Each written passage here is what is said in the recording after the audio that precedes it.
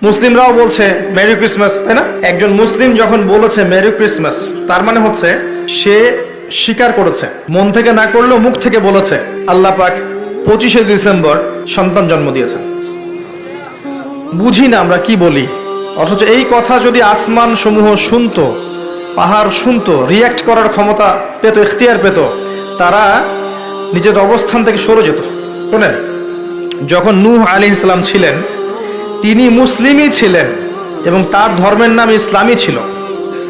যখন ইব্রাহিম আলাইহিস সালাম ছিলেন, তার রিলিজিয়নের নাম ইসলামই ছিল, তিনি মুসলিমই ছিলেন। দাউদ, সুলাইমান, ঈসা, মূসা, শুআয়ব, হুদ, সালেহ, মুহাম্মদ সাল্লাল্লাহু আলাইহি ওয়াসাল্লাম, কোন নবী মুসলিম ছাড়া অন্য কিছু ছিলেন না।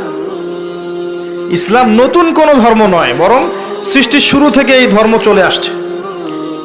কথা কি বুঝতে পারছেন?